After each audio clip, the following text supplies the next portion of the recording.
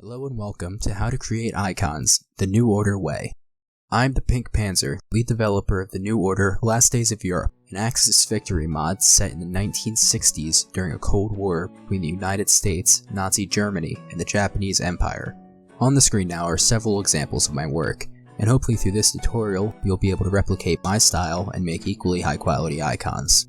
Today we will be covering the programs you'll need to make focus and idea icons, how to crop and take apart already made focus icons through scraps, how to find images online and edit them to fit in with vanilla, how to put your focus or idea icon together.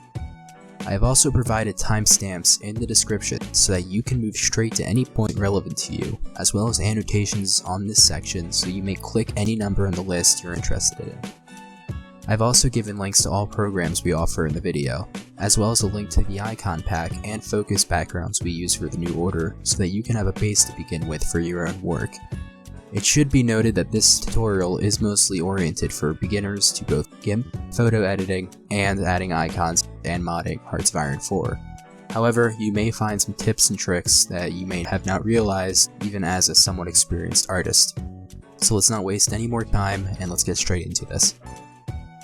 In order to make focus icons, I personally recommend using GIMP. It's a free alternative to Photoshop, though if you are experienced with another program, then you can feel free to follow along in that as well.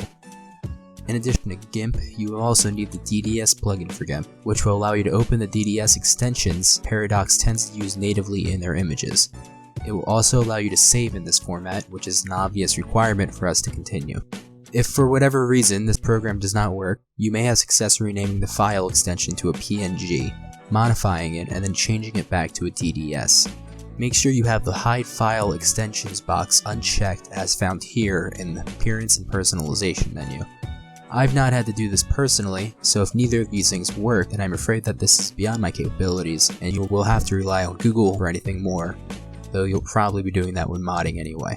Finally, while optional, I highly recommend a DDS viewing program that will allow you to preview the various DDS files before you open them, which will greatly reduce your workflow. I personally use Sage Thumbs, though Nvidia also offers their own version. And of course, you will also need a working copy of Hearts of Iron 4, though these methods can work with any Paradox game or in art outside of these games as well. The next step, and one many do not realize, is that you can save yourself a ton of work easily by simply cropping already made focus icons and using the parts for yourself. We'll do this to get ourselves a border for a focus icon as well as a symbol that we can use in it. Open GIMP to a blank canvas like so. If it opens into multiple windows, that is fine too.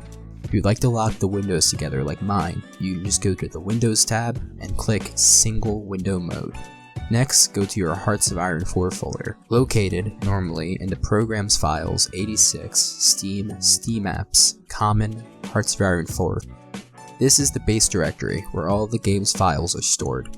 Every Paradox mod uses the same structure, and will be based on the files seen here. Then, navigate to the GFX folder, where almost all of the game's image files are stored. Then, to Interface Roles. In my example, you will see multiple focus icons from the New Order in here, which I added for separate reasons. You, however, should never add files to this base directory for your mod, as you risk damaging or breaking your copy of the game and losing all of your progress. Next, we will look for a focus icon with a border we want to use. Any of these can be used with varying degrees of effort. For this focus, I will use the Focus Chai Flying Tigers DDS file. The first section is a designator, saying what type of image file it is, whether it's a focus, an idea, a leader. Second is the tag it is associated with, which is a 3-letter shorthand version of the country's name, just CHI for China. And finally, it has the name of the focus. You can name this anything, but a good habit is to follow this naming scheme to keep them sorted and easily recognized. So now we will simply drag this focus onto our GIMP canvas like so. Feel free to leave all of this checked. If GIMP does not accept the DDS, then you can uncheck Load Bitmaps in order to normally fix this. Now we have our focus icons. Since we only want the border, we will have to crop out the plane. To do so, we will first crop the center portion of the icon as this background is, unless you wish to go into more advanced work, mostly unsalvageable. To do this, we will select the lasso tool here, and click at the 3 points of the triangle. You can also draw freestyle, but even for complicated shapes, I'll normally make dozens of points instead. The reasons for this is that freehanding it can look sloppy, and if your hand slips then you'll need to redraw the entire line, as shown here. As you can see, my line is not matching it perfectly. This is fine. You can simply adjust the line by clicking the circle at the end until it matches better, and then click the start point to finish the triangle. I'm still not entirely satisfied with the line, so I will shift click the top point again and redo the top part. By shift clicking, you are changing the lasso tool's mode to addition, which means it will simply add to the selection we've already made instead of overwriting it. That's better.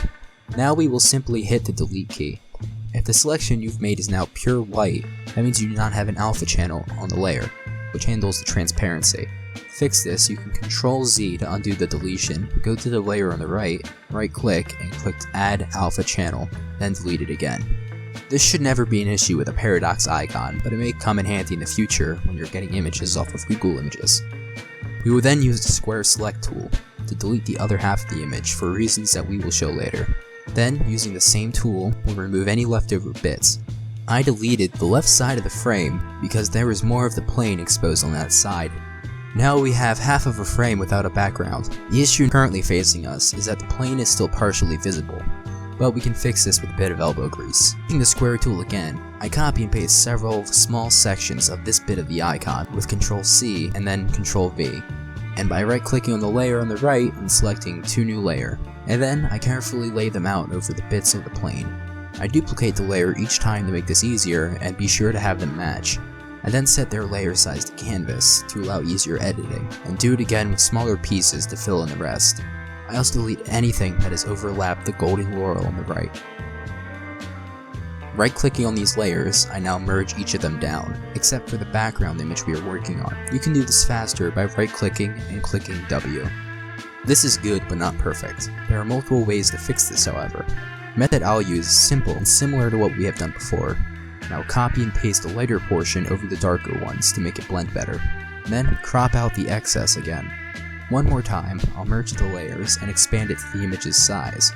Finally, I'll click the magic wand tool, select the transparent canvas, go to select, then inverse, select the bottom image, hit the delete key. This will remove anything below our new layer that is affecting the shading. Then we'll do similar to the bar at the top, carefully cutting the end of it to fit in with the leaf. Now, we'll copy the right side of the image and paste it. Then, using the flip tool, place it opposite and merge it down with a click on the canvas. I'll also copy and paste a bit over the top section to make it fit in more. Now we'll just fuzzy select the inner border, invert the selection, and go to select row and expand it by 2. Then we'll select feather and go by 5. These numbers can be changed to your liking, and it's best to do whatever looks best. We'll also go to layer, new, move it under the first, and draw it on there. Using black, fill in the selection.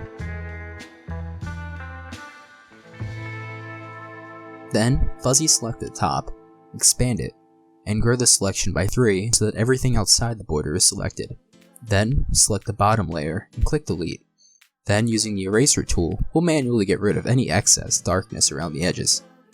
Set the bottom layer's shading to a smaller number, 50 or 70 or so, depending, and merge.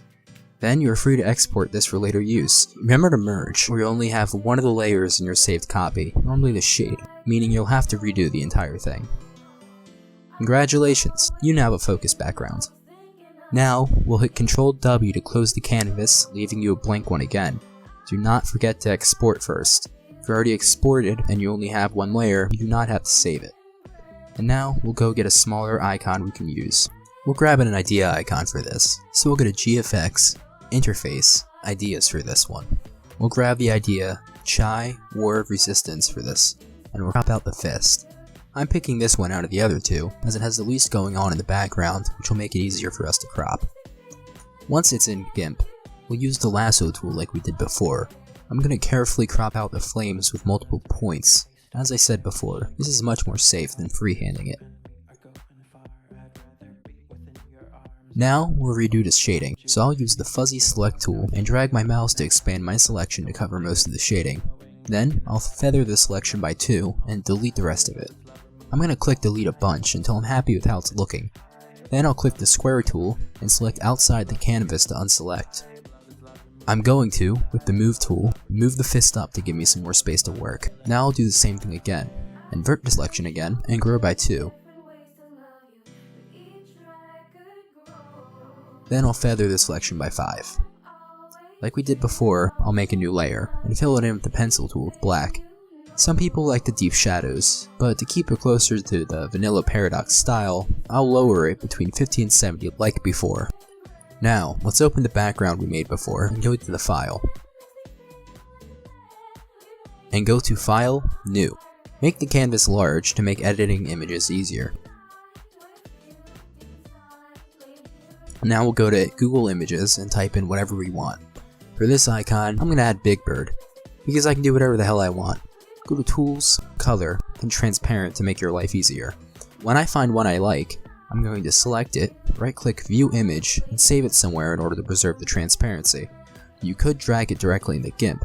However, if you do so, you're going to lose the transparency and make editing it much harder. Then I'll drag Big Bird onto the canvas, and that will make it look like a vanilla icon. Faces and smaller objects in Hearts of Iron 4 icons are normally desaturated, so I'm going to do the same with Big Bird. Go to Color, Desaturate, and pick one. For this image, I'll do it by luminosity.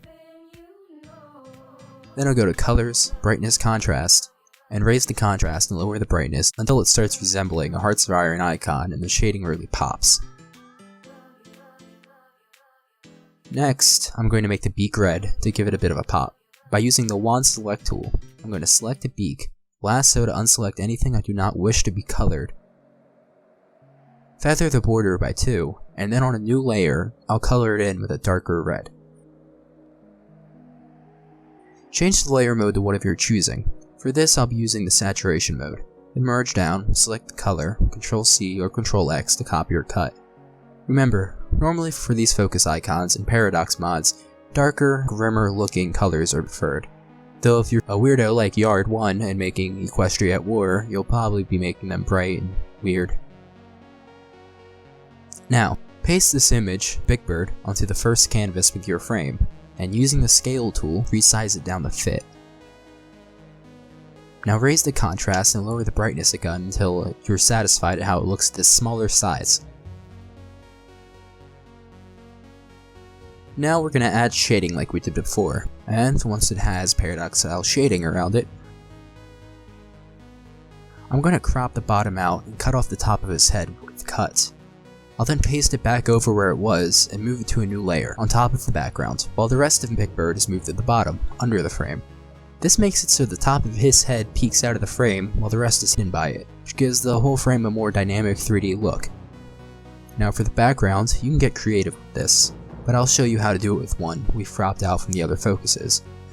Using the shield background.dds from the icon pack below, I'm going to drop it into the canvas. Move it below the frame and select the insides of the frame. Expand it to fill the entirety of the center and invert the selection, then delete the excess. To fit with the color scheme, I'll select the background layer, go to Color, Colorize, and make it a deep red. Feel free to do what we did earlier in the tutorial to fill in any remaining empty spots on the background by selecting pieces of Shield BG and pasting them over the emptiness. The focus icon is ready to go, but it's feeling a bit empty, so I'm going to go grab the icon and crop it before with the fist. I'm going to add 2, and then I'm going to crop out the banner at the bottom and paste them over the fists for some added flair. Doing stuff like this can really start adding some dynamism to your focus icon and make it look a lot more unique than other ones, as not everybody is going to be willing to go through such lengths in order to just add that little bit of extra to their icons. I'm going to add some shading to the fist too, just by feathering the selection around the banner, and then selectively filling in some of that layer, using a paintbrush tool at a high feathered setting, just on the fists very carefully. Finally, I'm going to select those gray bits on either end of the laurels and colorize them as well for that final touch. I'll then do some final edits to make it a more cohesive piece.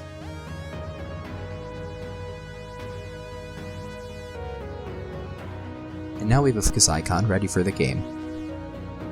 In the next video, we'll go over how exactly to add your focus icon in-game, how to make a custom country, and how to make a custom focus tree for that country. In the meantime, I've linked a tutorial going over the same topics in the description. I hope you learned something today, and if you wish to try out your new skills on a mod team and learn on the go, feel free to click on the link above the music in the description for the New Order's application form. Happy modding, and have a great day.